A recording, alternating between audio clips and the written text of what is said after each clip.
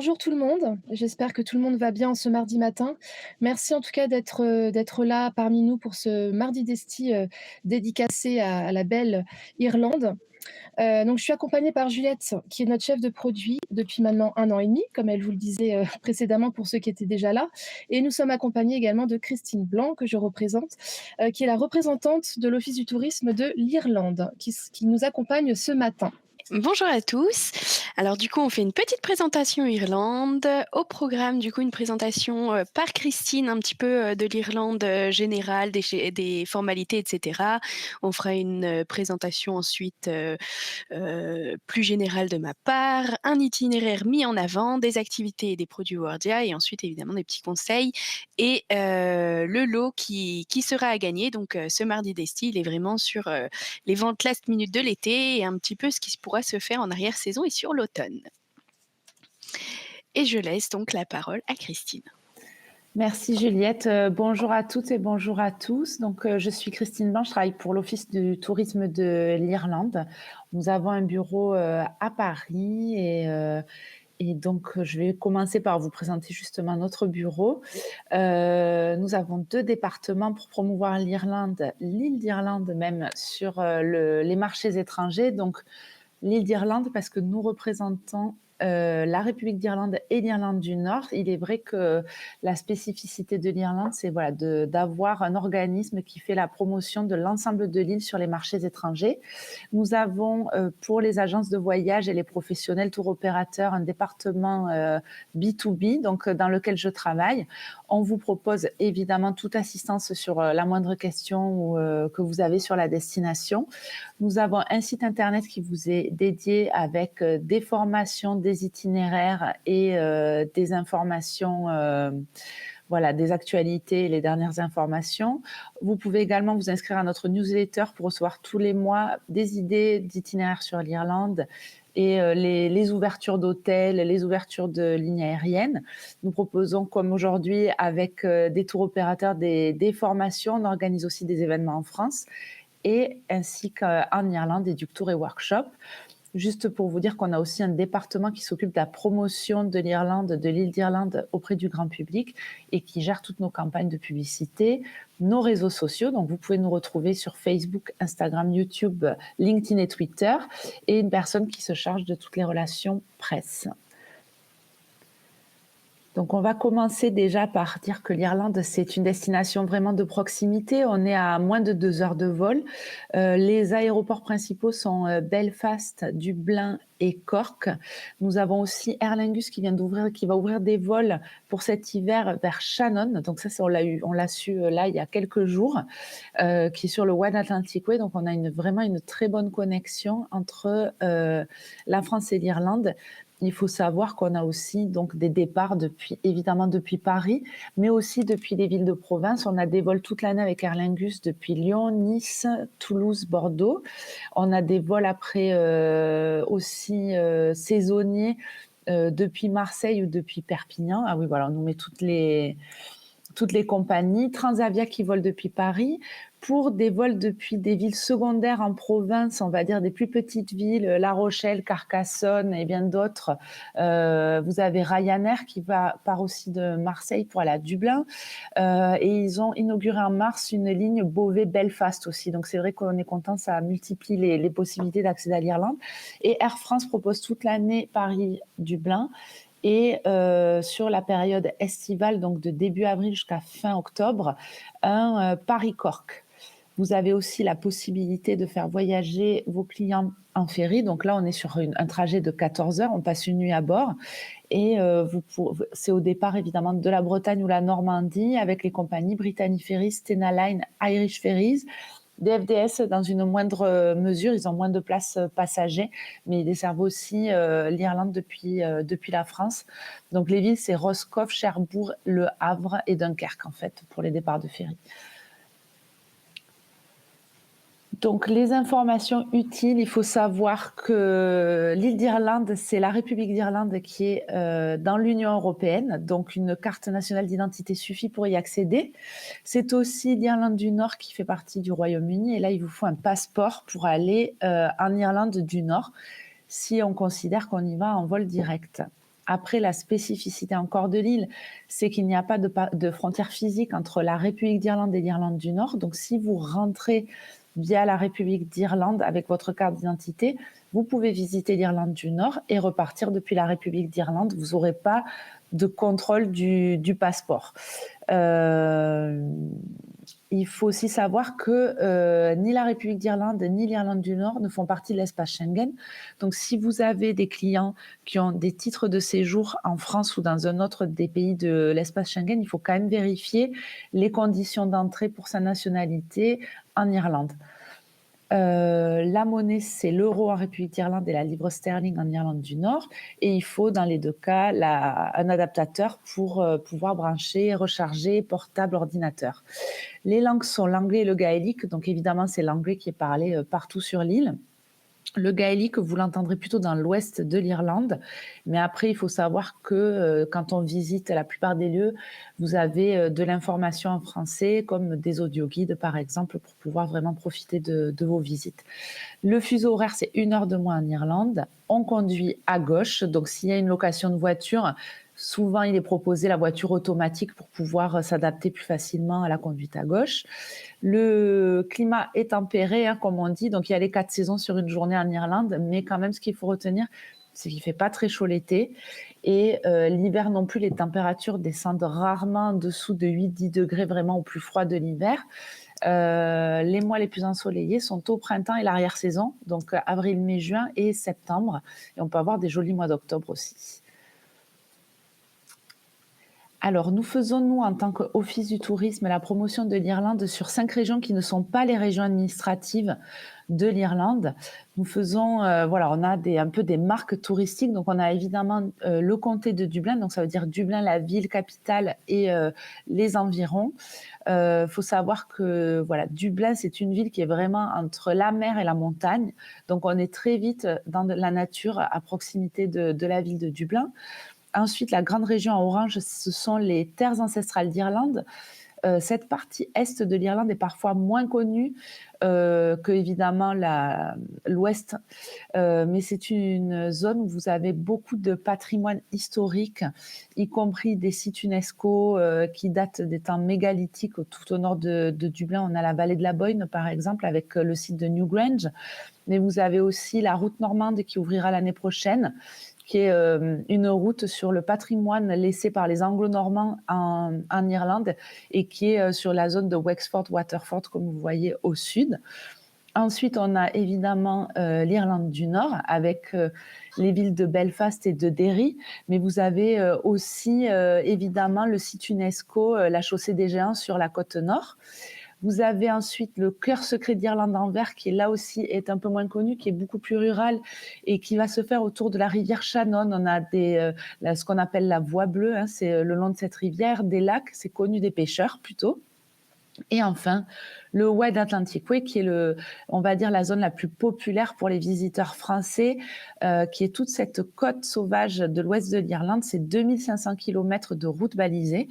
Et ça inclut évidemment les grands sites comme le Connemara, le Kerry, la péninsule de Dingle. Donc on est vraiment là sur des sites très connus du public français. On va vous présenter maintenant une petite vidéo, il me semble, pour que vous ayez dans les yeux des images de toutes les régions d'Irlande.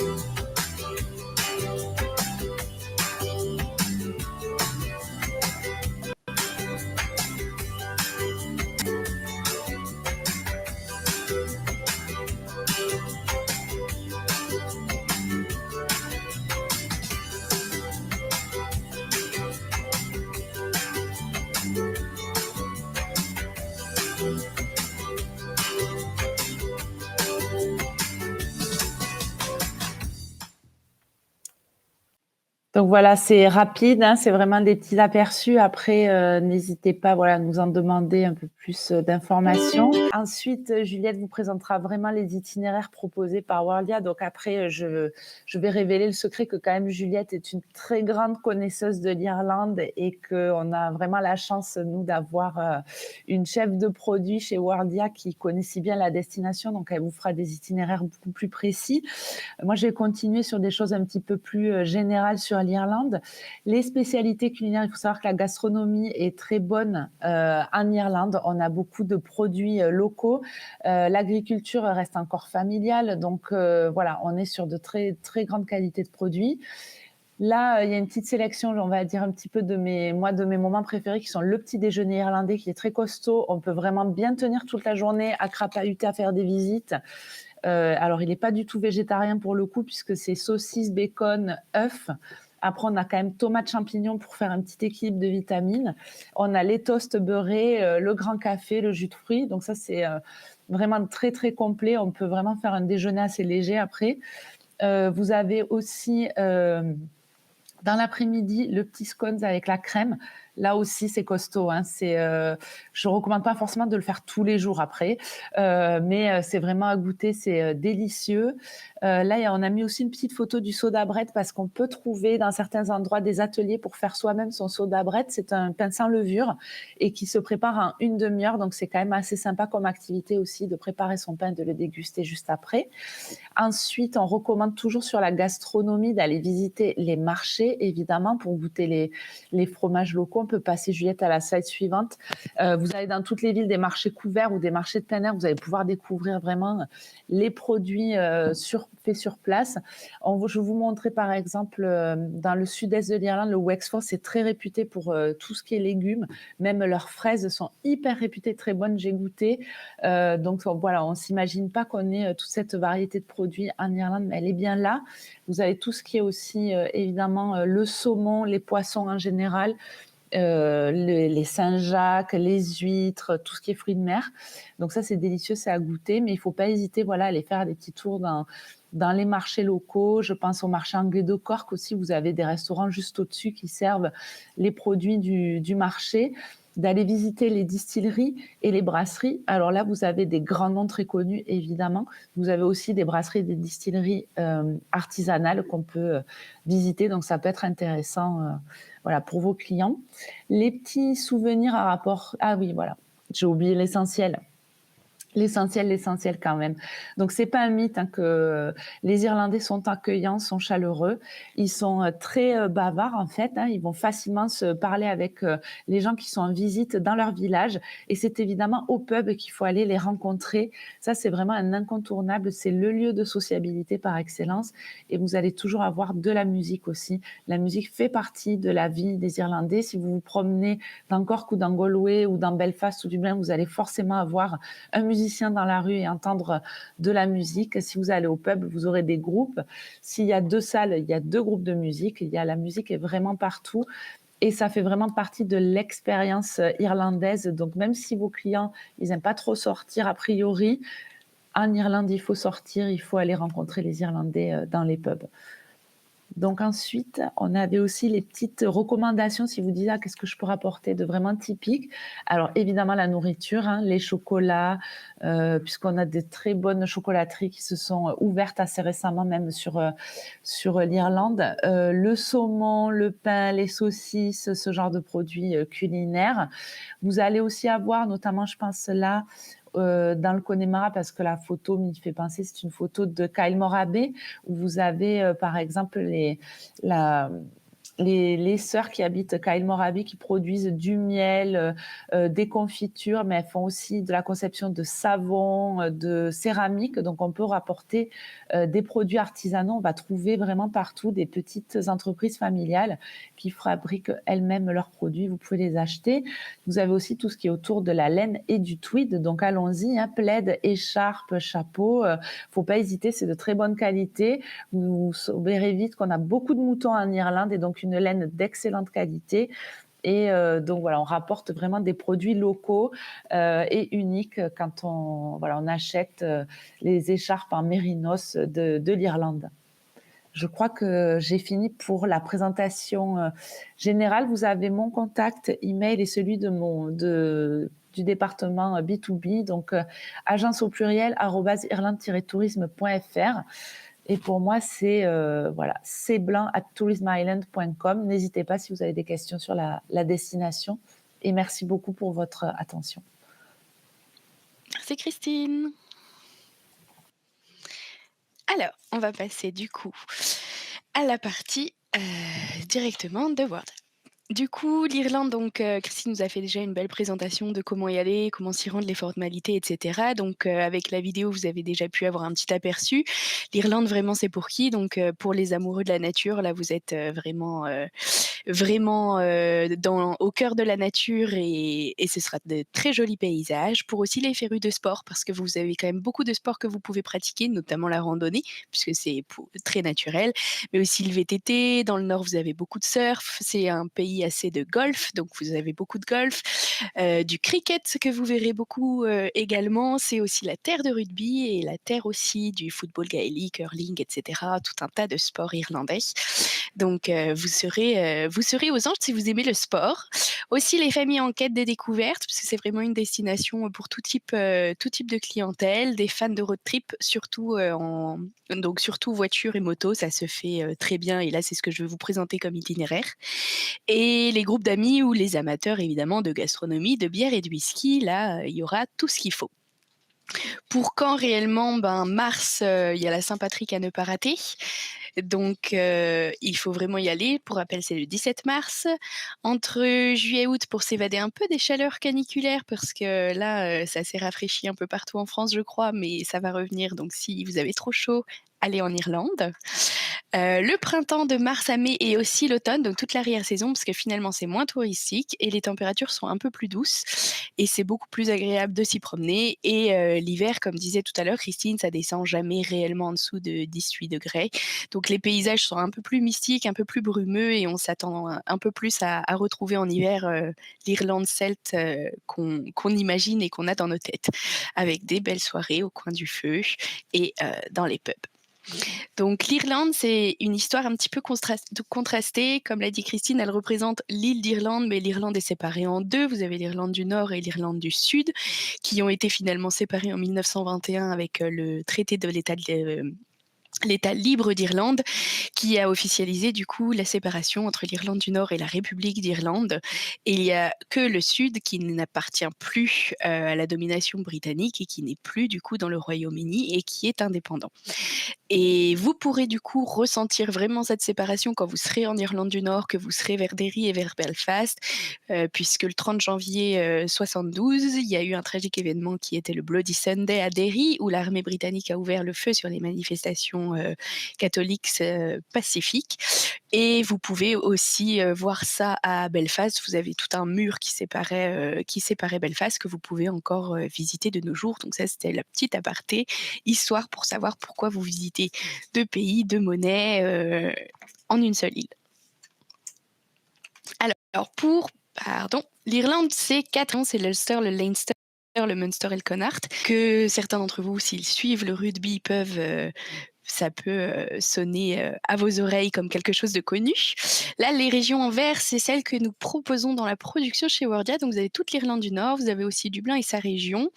Vous avez la région de Kilkenny, de Waterford et de Cork. Vous avez aussi la région de Killarney avec l'anneau du Kerry très connu et la péninsule de Dingle, toute la région du Buren et de Limerick, la région de Galway et du Connemara, du comté de Mayo et du comté de Sligo. Réellement, on a un peu moins de choses dans le centre, il y en a un petit peu, mais comme on l'a dit tout à l'heure, l'Irlande se visite surtout pour les Français le long de la Wild Atlantic Way, donc vraiment le long de la côte ouest, et on a la partie sur l'Irlande du Nord. Donc pour le moment, c'est juste ces régions qui sont ouvertes. Donc l'Irlande dans votre assiette. Là, cette fois-ci, on parle un peu plus de gastronomie. Alors tout à l'heure, on a parlé un peu du petit côté sucré, dirons-nous, même si le petit déjeuner n'est pas trop sucré en Irlande. Mais vous avez l'Irish Stew, qui est un genre de ragoût très connu que vous pourrez goûter dans quasiment tous les pubs. Donc le food, l'Irish Breakfast, qui se sépare un petit peu de l'English Breakfast. Vous avez du white pudding en plus et vous avez un genre de flatbread, de potato bread qui est quelque chose de très bon à goûter. Le cheddar, qu'il soit, rouge ou blanc, c'est vraiment la base de l'alimentation irlandaise. Évidemment la bière, là j'ai mis une pinte de Guinness, mais il y en a bien plus que ça. Le whisky avec le Jameson et bien d'autres. Goûter un bon fish and chips ou alors goûter le saumon fumé puisque évidemment quand on parle d'île, le poisson, les fruits de mer, c'est une gastronomie très présente. La Worcestershire sauce qui s'accompagne, sur le fish and chips, ce sera très bon avec un goût un petit peu vinaigré.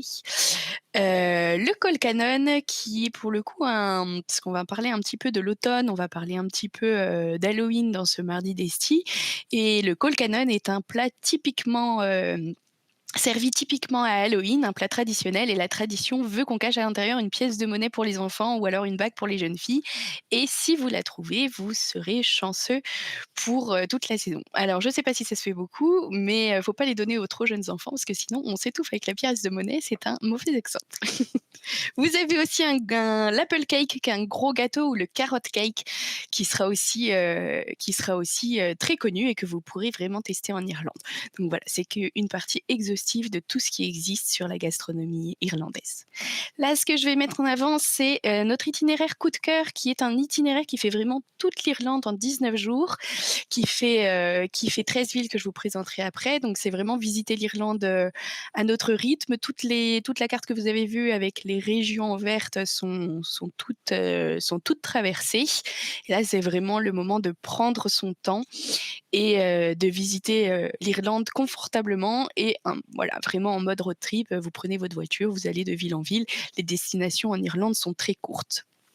Donc l'itinéraire fait Dublin, ensuite passe par, Kilkenny, Cork, Killarney pour faire ensuite le tour de l'anneau du Kerry, ensuite le tour de la péninsule de Dingle pour remonter à Limerick. Vous visiterez ensuite le Buren, Galway, le Connemara, le comté de Mayo, pour remonter, jusque Derry, puis Belfast et repartir de Dublin. Donc l'itinéraire, il est vraiment fait de Dublin à Dublin. Encore une fois, c'est comme l'a dit tout à l'heure Christine, vu qu'il n'y a pas encore enfin encore ou jamais, on verra bien, il n'y a pas de frontière physique. Et donc, si vous partez de Dublin et que vous partez et revenez de Dublin, vous n'aurez pas besoin de passeport pour traverser la frontière. C'est pour ça que l'itinéraire et la plupart de nos itinéraires partent souvent de Dublin. Comme ça, pas besoin de passeport pour visiter l'Irlande du Nord. Entre Dublin et Belfast, c'est 2 heures de route. Donc, vraiment, vous y êtes rapidement. Un peu moins de 2 heures.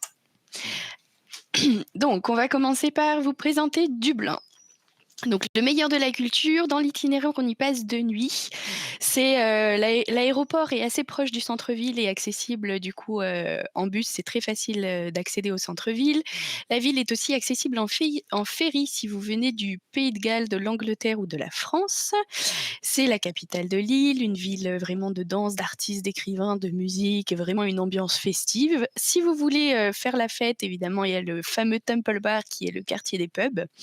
Il y a aussi un petit festival d'hiver avec les Winter Lights.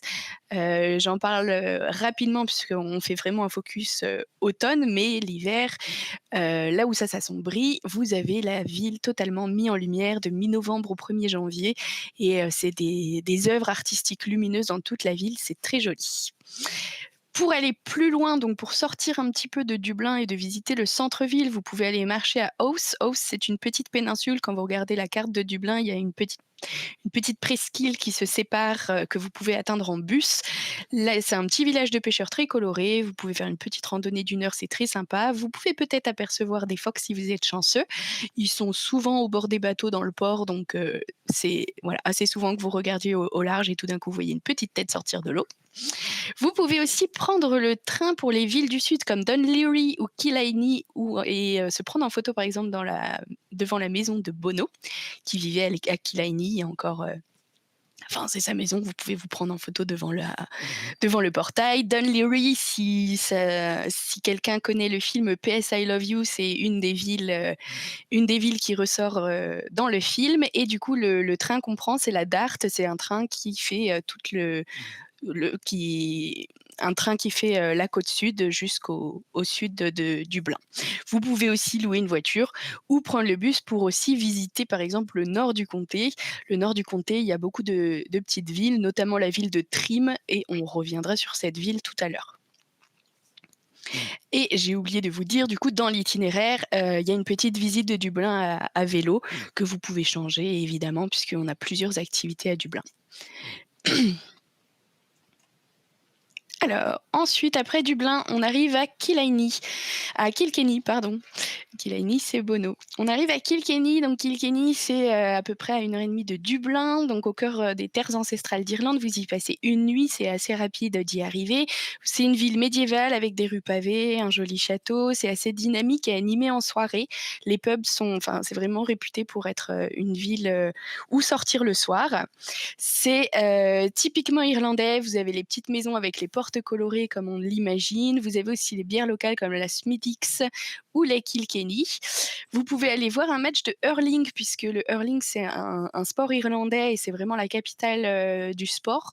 Donc vous pouvez voir un match. On propose nous aussi une activité pour tester le hurling, donc très sympa à faire. Vous avez aussi un petit village aux alentours qui s'appelle Inistioch, qui est très joli à voir, ou visiter encore la brasserie Smithwick's. Et dans l'itinéraire, on propose du coup les billets d'entrée pour aller visiter le château de Kilkenny. Ensuite, direction Cork. Cork, ville cosmopolite, vraiment à taille humaine, on y passe 2 nuits. C'est une ville très colorée et très culturelle. Sur le chemin entre Kilkenny et Cork, vous pouvez visiter le Rock of Cashel, qui est un château un peu détruit. C'est des genres de ruines, vraiment, encore une fois, comme dans notre imaginaire. Vous avez de nombreux pubs, décontractés et festifs. Vous avez une très bonne gastronomie et comme on l'a dit tout à l'heure, il y a l'English Market où vous pouvez goûter les plats et aussi faire votre marché. Vous avez des bières locales comme la Murphy's, de la Beamish. Vous pouvez aller plus loin en visitant le petit village de pêcheurs de Kinsale qui est à côté de Cork, qui est tout coloré et qui est très très joli. Et là, dans l'itinéraire, on vous propose aussi de visiter la distillerie Jameson. Ensuite, direction Killarney, on remonte un petit peu sur la côte ouest cette fois-ci. Vous y passez vraiment une nuit. C'est un parc national qui est quand même assez touristique, mais qui reste authentique. Donc, si vous y allez en automne, ça vous permettra aussi d'avoir un petit peu moins de monde dans les régions, ce qui est vraiment top. C'est encore une fois un village coloré et vivant. Le mot coloré, vous allez le revoir vraiment parce que toutes les maisons sont très colorées. C'est l'Irlande. Pour aller plus loin un petit peu en dehors de la ville en elle-même, vous pouvez aussi profiter d'un concert de musique traditionnelle dans un des pubs locaux. Vous pouvez aussi randonner dans le parc national, soit le Mossy Wood Natural Trail ou la montagne de Torc. Et justement, dans l'itinéraire, on vous propose de faire une randonnée guidée sur la montagne de Torc. Le parc naturel est vraiment joli à voir. Et qui est vraiment la porte d'entrée pour faire l'anneau du Kerry. Donc une fois qu'on prend l'anneau du Kerry, il y a plein de petites villes où on peut s'arrêter ou dormir.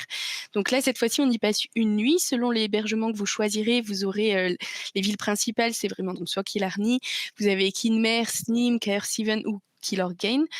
Les villes qu'on propose où il y a beaucoup, où il y a un petit peu plus d'hôtels, on va dire, ça reste des petites villes, il n'y a pas énormément d'hébergements, mais c'est toutes les villes où vous pouvez vous arrêter. Donc l'anneau de Kerry, c'est vraiment en fonction de vos clients. S'ils ont plus envie de s'arrêter à la pointe, s'ils ont envie de faire le tour et de s'arrêter au nord pour repartir ensuite, ça dépend vraiment de ce qu'ils veulent faire.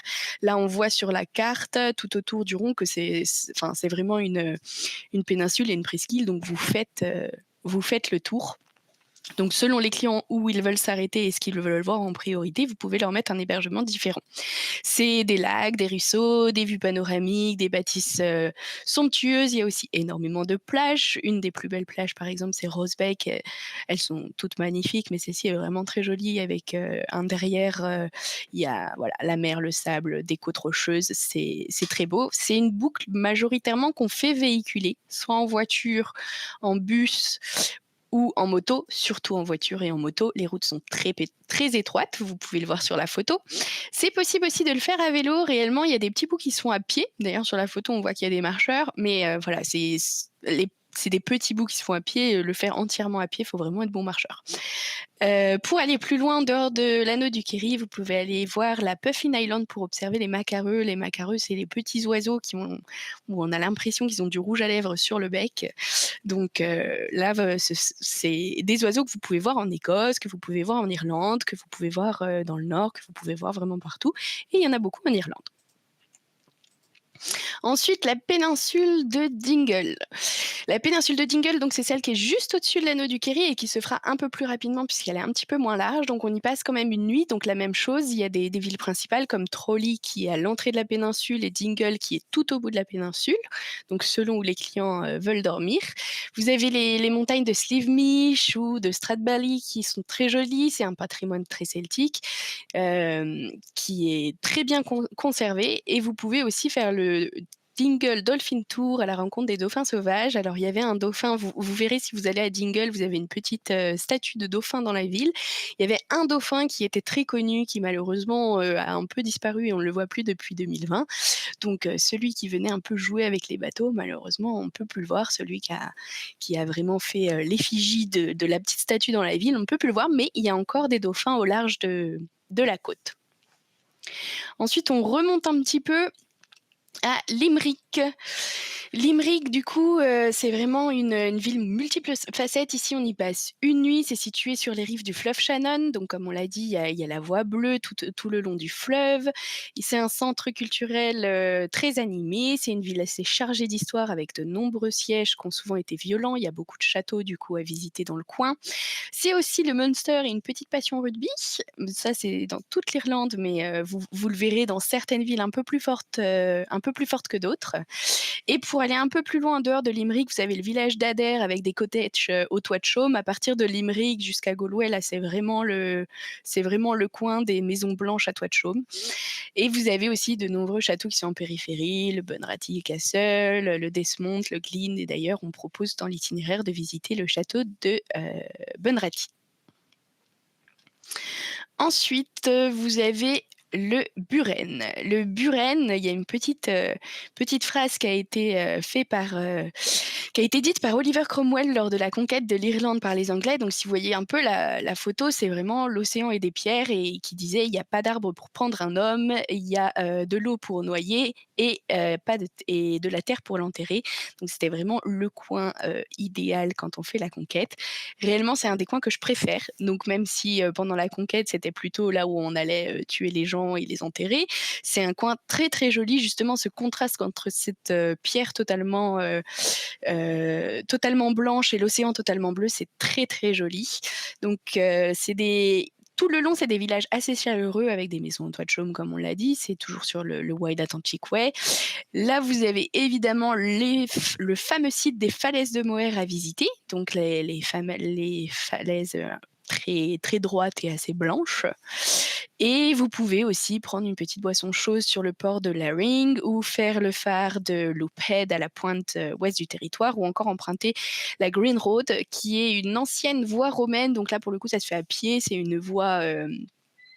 vous suivez le chemin, c'est directement dans l'herbe et vous avez les petites pierres tout le long. Là, ce qu'on vous propose dans l'itinéraire, c'est de faire une croisière sous les falaises de Moher pour les voir du bas. Évidemment, vous pouvez aussi juste acheter les tickets d'entrée pour voir les falaises de Moher du haut. Vous pouvez aussi faire les deux. Vous pouvez voir les falaises de plein de façons différentes. Ensuite, on continue vers le nord et on arrive à Galway.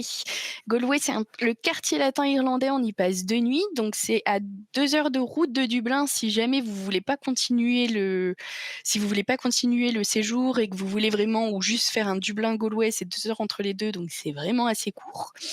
C'est une ville médiévale qui est très jolie à visiter, avec une ambiance assez unique à l'irlandaise. Il y a beaucoup de pubs, c'est une ville étudiante, donc quand on dit ville étudiante, on pense à ville très animée. C'est vraiment ça, c'est la capitale européenne de la culture en 2020 et vraiment si on veut aller un peu plus loin, il y a les îles d'Aran au large. Vous pouvez aller les visiter, elles sont accessibles en ferry. Et si vous faites juste un Dublin-Galway, ou vous faites juste le sud ou juste le nord, entre Dublin et Galway, vous avez aussi des petits sites pour vous arrêter sur les 2 heures de route, soit le monastère de Clockmacnoise ou encore la distillerie Tullamore, qui est une autre distillerie de whisky très, très bonne à tester, puisque encore une fois, il n'y a pas que le Jameson en Irlande. Ensuite, au nord de Galway, c'est le Connemara. Donc là, c'est vraiment des paysages à couper le souffle. C'est voilà, tout ce qu'on attend du Connemara. On y passe une nuit. La ville principale dans le Connemara, c'est Clifton, mais il y a d'autres petits hébergements qui sont un peu dispersés. Vous pouvez admirer les 12 Bens. Les 12 Bens, c'est donc toutes les montagnes que vous voyez sur la photo en fond. Vous pouvez faire de l'escalade, de la randonnée. Vous pouvez aussi visiter l'abbaye de Kilmore au bord du Pollacapole Lough. Là, pour le coup, c'est ce qu'on vous propose dans l'itinéraire, c'est de visiter le billet d'entrée pour l'abbaye et pour les jardins. C'est très très joli, c'est au bord du lac. On a vraiment l'impression d'être au milieu de grands espaces, c'est magnifique. Vous pouvez aussi faire le Derry Clare Lough, qui est niché au milieu de petites montagnes colorées. Là, pour le coup, les Loughs, qui sont les lacs en irlandais, vous en avez plein dans le Connemara. Pour aller un petit peu plus loin, vous avez aussi la Sky Road qui est 12 km d'itinéraire pour découvrir la mer et les montagnes environnantes à plus de 150 mètres de hauteur, donc les montagnes sont assez hautes. Vous avez aussi des petites îles au large. Vous pouvez aussi aller dans le parc national du Connemara et depuis la maison du parc, vous pouvez faire l'ascension du Diamond Hill. C'est une des montagnes des 12 Bens. Et c'est vraiment très joli. Alors, c'est un niveau assez faible. Vous pouvez faire l'ascension même avec des enfants sans problème. Je ne vous dis pas que vous ne serez pas fatigué à l'arrivée, hein, parce que la marche se transforme en escalade petit à petit. Mais c'est Diamond Hill parce qu'en fait, il y a des pierres blanches qui sont un peu incrustées dans la montagne. Et dès qu'il y a un rayon de soleil, toutes les pierres commencent à briller. Donc c'est hyper beau. Une fois que vous êtes en haut, vous avez une vue magnifique sur le Connemara. Donc c'est vraiment à faire. Donc pendant le road trip, vous pouvez vous y arrêter et faire une randonnée qui vous prendra quand même aller-retour un bon 3 heures. Ensuite, encore au nord du Connemara, vous montez encore un petit peu plus et vous avez le comté de Mayo qui sont les paysages un petit peu tourmentés, romantiques. On y passe une nuit.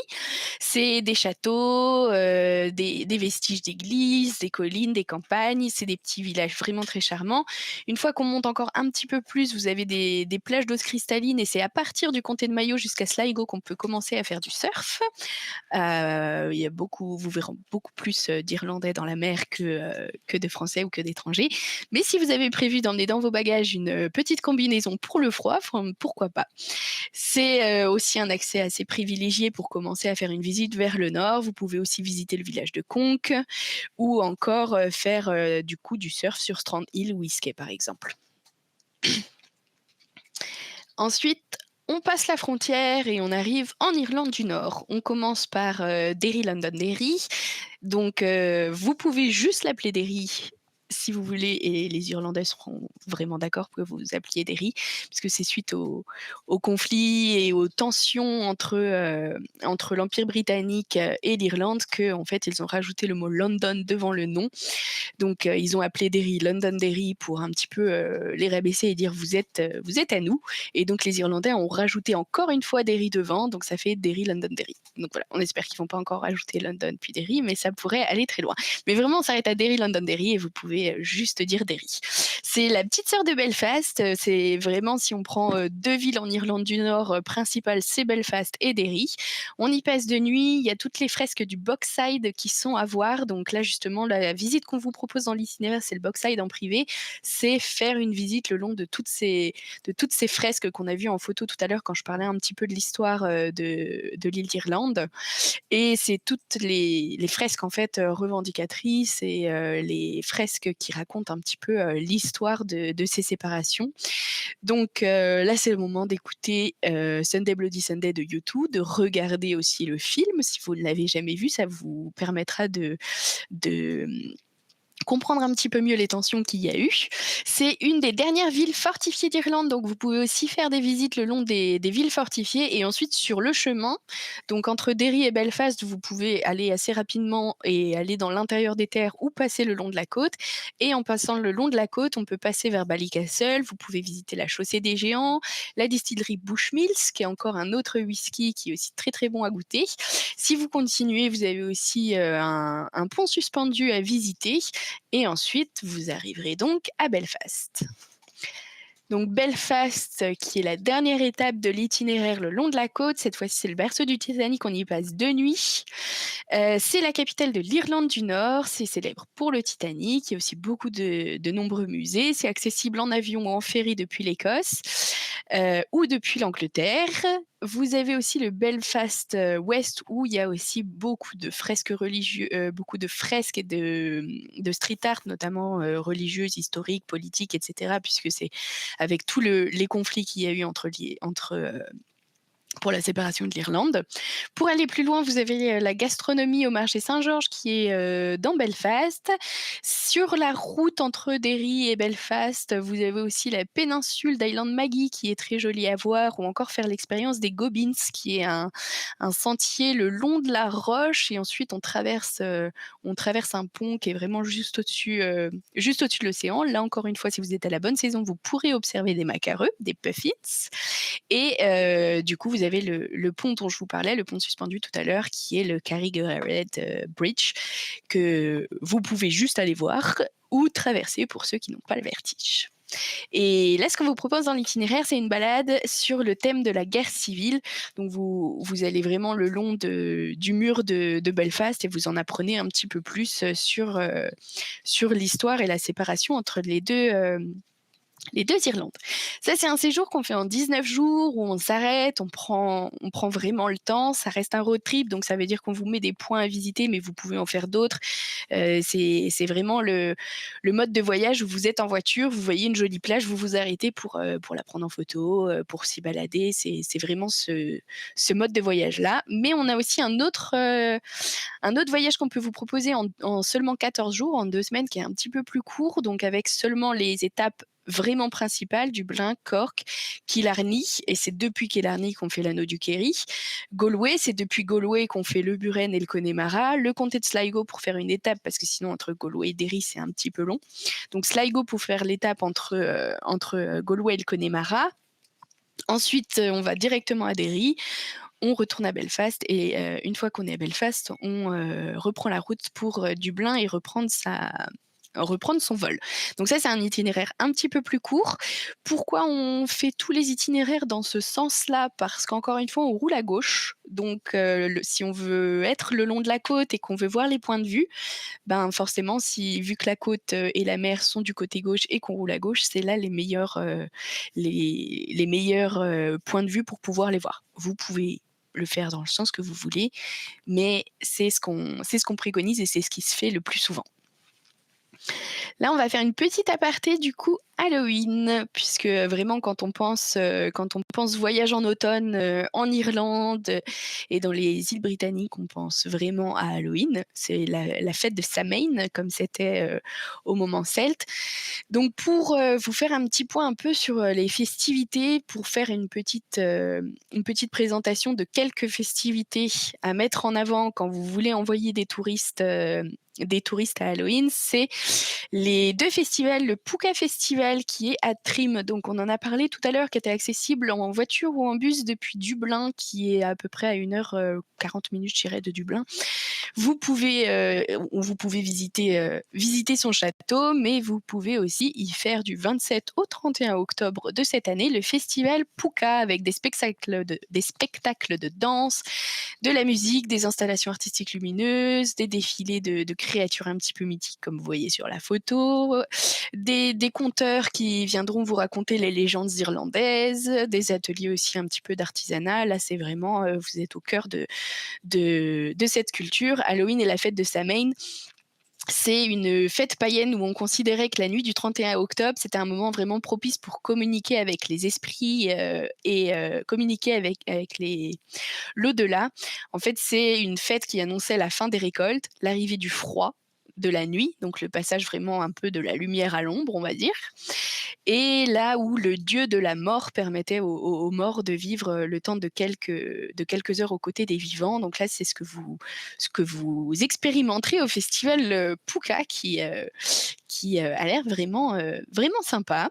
Vous avez aussi le Derry Halloween, qui est le carnaval de Derry du 28 au 31, avec des concerts de musique, des concours de sculpture de citrouilles, des expositions éphémères, ateliers de cuisine, déguisements. Et ça se finit le 31, le jour d'Halloween, par un défilé grandiose qui est à ne pas rater. Donc pour le coup, c'est des festivals qui attirent quand même pas mal de monde et donc Si vos clients veulent y aller, il faut vraiment, leur prendre les places, et les hébergements assez à l'avance parce que ça peut vite se remplir.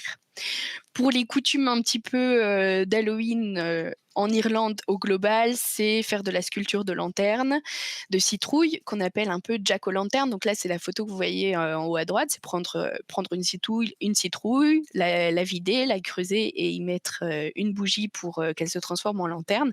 En fait, selon la légende, il y a un homme qui était nommé, du coup Jack, qui aurait été condamné à errer entre le ciel et l'enfer avec une lanterne faite à partir d'un navet creusé. Aujourd'hui, du coup, c'est plus des navets, c'est un petit peu petit peut-être à creuser. Donc, c'est une citrouille qu'on sculpte avec un visage effrayant. Vous n'êtes pas obligé de faire un visage effrayant, vous pouvez aussi faire, des visages tout mignons. Vous avez des tonnes et des tonnes, d'idées sur internet si vous voulez et qui sont plutôt utilisées pour décorer les maisons pendant Halloween. Donc, vous les creusez, vous mettez une bougie, vous les mettez sur vos fenêtres et votre porche et ça vous fait la décoration d'Halloween. Il y a aussi de nombreux feux de joie qui sont un petit peu partout et c'était un peu ça vient d'une tradition où c'était pour la purification et la protection contre les esprits pour vraiment passer de la chaleur au froid et du clair à l'obscur. Et puis se costumer et faire du porte-à-porte pour aller chercher des bonbons où on fait trick or treat, donc des bonbons ou un sort qui vient aussi d'une ancienne légende où les familles pauvres pouvaient aller taper aux familles un petit peu plus aisées et un petit peu plus riches pour demander un peu d'argent, de nourriture. Et si on leur disait non, ben, ça se transformait voilà, en jeté de papier toilette sur la maison. Bon, c'était peut-être un peu plus virulent à l'époque, mais là, c'est un peu plus ça. Voilà, peindre le chat de la voisine en rose, on vous le déconseille, hein. Voilà pour Halloween. Du coup, nous, on vous a fait un itinéraire spécial Halloween, donc pour plonger un peu dans les mystères envoûtants de Dublin. L'itinéraire, il est vraiment, les nuits sont basées à Dublin et on fait des visites à l'intérieur et on rayonne un petit peu autour de Dublin. Donc la frénésie d'Halloween à Dublin, vous pouvez visiter un cimetière, vous pouvez faire une halte au château, puisque je vous montrerai les activités juste après. On vous fait dormir dans l'hôtel 5 étoiles, le Shelbourne. Vous pouvez évidemment changer d'hôtel sans aucun souci, mais on vous fait dormir dans celui-ci puisqu'il est en centre-ville. C'est une architecture un peu renaissance de l'extérieur et en fait, on raconte qu'il est hanté par le fantôme d'une petite fille, Mary Master, qui serait morte du choléra à 7 ans en 1791. Et donc, il y a plein de personnes qui racontent que les robinets s'ouvrent tout seuls, qu'on voit des fantômes de petites filles se balader dans les, dans les couloirs. Donc voilà, à vos risques et périls si vous voulez dormir au Shelbourne. Ça reste un hôtel 5 étoiles avec un très bon standard, c'est un très très bon hôtel, mais vous pouvez aussi prendre un hôtel un peu moins cher ou un peu moins coté, si ça dépend du budget des clients. Pour les activités, du coup, on vous propose de faire une visite guidée du Dublin hanté. Donc là, ce sera une visite privée ainsi que les contes macabres du cimetière de Clasnevin, qui est aussi une visite privée. Donc 2 visites qui sont proposées en anglais et en français, qui sont directement dans l'itinéraire. Encore une fois, il y a d'autres visites qui sont proposées si vous voulez changer les visites. Là, dans l'itinéraire, c'est ces 2 visites plus le billet d'entrée au château de Trim où du coup, dans l'itinéraire, il y a une petite location de voiture pour pouvoir se déplacer un peu dans le comté. Donc, vous n'êtes pas obligé d'aller jusqu'à Trim, mais c'est pour vous montrer un peu comment se déplacer si jamais vous voulez prolonger avec le Puka Festival. Si jamais ces activités ne conviennent pas forcément, évidemment, vous pouvez changer. Il y a aussi la visite du Dublin Mystique qui se fait en collectif, ou la visite mystérieuse en bus fantôme, qui est aussi qui sont du coup un petit peu moins chères que les visites privées. Donc, selon vraiment le budget de vos clients, à changer, hein. Vous connaissez Wordia, on choisit l'hôtel, on choisit les activités et c'est vous qui faites votre itinéraire. Donc les petits trucs et astuces de la République d'Irlande et de l'Irlande du Nord. Donc pour la République d'Irlande, si on fait un petit focus sur Dublin où quasiment tous les itinéraires passent et il y a peu de clients qui ne veulent pas passer par Dublin, vous pouvez aller boire une bière ou déguster un bon whisky à The Church, qui est un petit pub dans une ancienne église qui est tenue d'ailleurs par un Français, qui est vraiment très jolie. Vous avez des dégustations de whisky qui sont très bons aussi. Vous pouvez aussi tester visiter le plus vieux pub d'Irlande de Brazen Head. Là, vous avez aussi un très bon Irish stew que vous pouvez goûter. Vous pouvez vous promener au milieu des daims à Phoenix Park. C'est un très grand parc que vous pouvez faire à pied, à vélo, faire un petit pique-nique le midi si vous n'avez pas envie de s'arrêter dans un pub. Et du coup, de temps en temps, vous allez trouver des daims en liberté dans le parc, donc c'est très sympa aussi. Vous pouvez aller écouter de la musique à Grafton Street, peut-être voir Bono du tout jouer. Il joue de temps en temps, c'est assez rare, mais voilà, vous pouvez peut-être être chanceux. Vous pouvez aussi rapetisser par exemple dans le musée des Leprechauns à Dublin. Donc là, pour le coup, c'est pas quelque chose qu'on propose parce que c'est une visite c'est une visite juste en anglais. Donc c'est un peu compliqué pour les francophones de comprendre, mais il y a quand même une petite salle où on se prend en photo sur des meubles géants et où on a l'impression d'être tout petit. Donc rien que pour l'expérience, c'est vraiment top. Le mieux, évidemment, c'est de louer une voiture pour profiter vraiment pleinement de toute l'Irlande, pour profiter aussi même, par exemple, de Dublin, puisque au sud, vous avez le parc naturel des Wicklow. Donc tout à l'heure, j'ai fait une petite référence à PS I Love You, bah, c'est la même chose, c'est vraiment dans ce parc naturel que le film se passe. Donc vous avez Glendalough, vous avez vraiment des sites mythiques à visiter. Ça peut se faire à la journée en bus, mais ça peut se faire aussi si on loue une voiture pour vraiment se promener dans le parc. Vous pouvez aussi, depuis l'aéroport, prendre le Dublin Bus, qui sera un petit peu moins cher si jamais les clients n'ont pas beaucoup de budget. Sinon, on propose des transferts privés. Mais vous pouvez aussi prendre les transports en commun. C'est assez rapide d'y accéder, c'est vraiment facile. Si on vient d'arriver, sachez que les chauffeurs de bus ne rendent pas la monnaie. Donc, il faut essayer d'avoir un petit peu de monnaie pour payer le juste prix. Et sinon, c'est aller s'acheter une Leap Card avant sur Internet ou l'acheter directement au bureau dans le centre de Dublin pour pouvoir prendre le bus correctement dans Dublin. Vous pouvez aussi tester les pubs de Galway et leurs bières et leurs concerts puisque c'est très fameux. Vous avez par exemple O'Connell's que je vous recommande. Vous pouvez aussi visiter tous les festivals d'automne qui a lieu en Irlande. Donc à Wexford, dans le sud, il y a le festival L'Opéra, le Galway International Oyster and Seafood Festival. Donc là, si vous avez envie de tester la gastronomie le long de la Wild Atlantic Way, c'est le moment. Ou encore le Cork Jazz Festival. Il y en a vraiment encore plus. Donc c'est le moment en automne d'aller visiter l'Irlande. Pour l'Irlande du Nord, il faut penser à retirer des livres sterling ou avoir une carte bancaire internationale, par exemple. Quand vous arrivez, vous avez aussi des bureaux de change. Donc, si vous avez oublié de changer votre monnaie, pas de panique. Donc, comme on l'a dit tout à l'heure, le mieux, c'est d'atterrir à Dublin pour pouvoir aller en Irlande du Nord avec seulement sa carte d'identité et non pas de passeport. Donc, y aller par voie terrestre, parce que si vous faites Paris-Dublin et Dublin-Belfast en avion, ça marche pas non plus. C'est vraiment par voie terrestre. Ou vous pouvez aussi, par exemple, la Chaussée des Géants, qui est vraiment le site naturel le plus connu d'Irlande du Nord. C'est vous avez à chaque site en Irlande des maisons touristiques qui expliquent un peu le site, et c'est là qu'on paye l'entrée au site. Et quand cette maison, par exemple, à la Chaussée des Géants est fermée, vous pouvez quand même accéder au site sans payer, évidemment, tous les services en payant qui sont proposés, par exemple, descendre en bus, parce qu'il y a vraiment une grande côte pour descendre au site touristique. Descendre et remonter en bus n'est plus possible, mais si vous vous sentez de marcher, à ce moment-là, du coup, vous pouvez faire gratuitement, ou alors vous avez même des grandes randonnées qui arrivent par l'autre côté, où vous pouvez aussi accéder au site gratuitement. Donc c'est vraiment vos choix, mais bon, on n'arrive pas forcément après l'ouverture du bureau, donc c'est juste les petits tips pour le faire gratuitement. De toute façon, c'est pas un site très cher. Donc, dans tous les cas, vous le verrez et c'est vraiment à ne pas manquer. C'est très, très joli. Merci à tous. Au revoir. Merci beaucoup. Au revoir. Au revoir.